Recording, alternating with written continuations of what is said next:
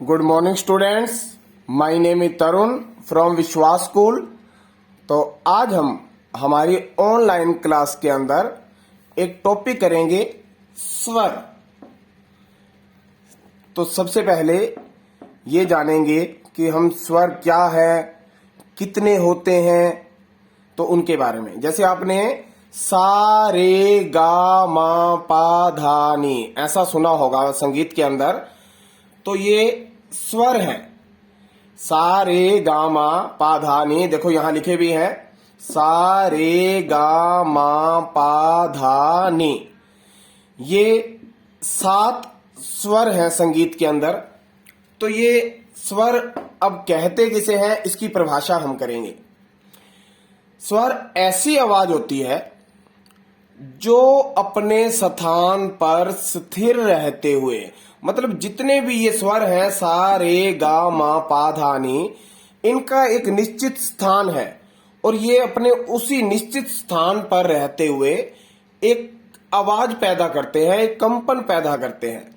तो डेफिनेशन इसकी देखेंगे, ऐसी आवाज जो अपने स्थान पर, मतलब अपनी जगह जो इनकी है उस पर स्थिर रहते हुए निर्धारित कंपन पैदा करते हैं। निर्धारित का मतलब जो उनकी आवाज है उस कंपन को पैदा करती है, हमारे हृदय को भाती है, मतलब हमारे हृदय को अच्छी लगती है ऐसी आवाज, और कानों को मधुर लगती है। मधुर मतलब मीठी लगती है, उसे स्वर कहते हैं। दोबारा से स्वर की डेफिनेशन रिपीट कर रहा हूं। ऐसी आवाज जो अपने स्थान पर, मतलब जो उसकी जगह है वहां पर स्थिर रहते हुए निर्धारित कंपन पैदा करती है, मतलब जो उस स्वर की आवाज होनी चाहिए उस कंपन को पैदा करती है और हमारे हृदय को भाती है। और हमारे हृदय को भाती मतलब अच्छी लगती है और कानों को मधुर लगती है। मधुर मतलब मीठी लगती है, उसे स्वर कहते हैं। वो आवाज क्या कहलाती है? स्वर। तो ये थी स्वर की डेफिनेशन, परिभाषा। आगे है स्वर कि स्वर के जो प्रकार हैं वो कितने हैं। देखो, एक तो है शुद्ध स्वर और एक है विकृत स्वर। जो शुद्ध स्वर है, शुद्ध मतलब जो मुख्य स्वर है, वो है 7, सा रे गा मा पा धा नी। और विकृत स्वर होते हैं जो अपने निर्धारित जगह से दूसरी जगह पर भी चले जाते हैं। मतलब जो एक सप्तक के अंदर 2 होते हैं। सप्तक आगे आपको बताएंगे कि क्या होता है। वैसे 7 स्वरों से मिलकर बनता है एक सप्तक। तो विकृत स्वर वो होते हैं जो एक सप्तक के अंदर 2 होते हैं, मतलब जो उनका निश्चित स्थान है उससे अपनी वो जगह चेंज भी कर लेते हैं। वो कौन कौन से हैं? रे जो है अपने शुद्ध स्वर से पहले आता है, इसको कोमल बोला जाता है। रे, देखो नीचे अंडरलाइन है तो ये कोमल की निशानी है। कोमल स्वर जो भी होगा उसके नीचे अंडरलाइन होगी। रे गा मा धा नी, ये विकृत स्वर है, मतलब ये अपने जो निर्धारित जो इनकी जगह है उससे आगे या पीछे हो जाते हैं, अब वहां से हट भी जाते हैं, दूसरी जगह पे पहुंच जाते हैं। रे गा मा धा नी।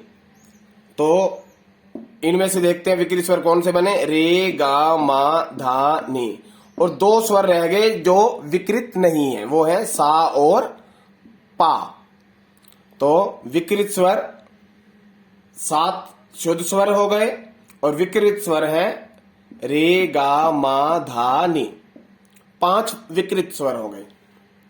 तो अगर हम कुल स्वर काउंट कर लेते हैं तो 7 ये हो गए और विकृत स्वर 5 ये हो गए। 1 2 3 4 5। अगर आपसे पूछे जाते हैं कि शुद्ध स्वर कितने हैं तो 7, और अगर कुल स्वर पूछ लें तो 7 ये हो गए और 5 विकृत स्वर हो गए। 1 2 3 4 5, 7 और 5 12 बन जाते हैं ये कुल।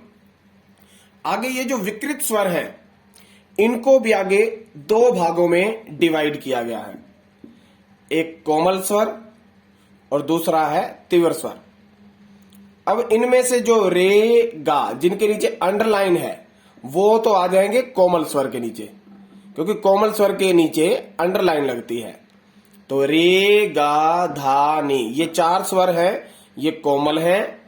और तीव्र स्वर एक है मां, क्योंकि मां जो है अपने शुद्ध स्वर के बाद आता है, इसलिए मां को तीव्र बोला जाता है। तीव्र मतलब तेज, जो इसकी आवाज है अपने शुद्ध मां से तेज होती है। तो तीव्र मां की निशानी क्या है, मां लिख के इसकी ये जो पाई है इसके ऊपर ऐसे डंडा डाल देंगे। और कोमल स्वर क्या होते हैं, जो अपने मुख्य स्वर से पीछे आते हैं।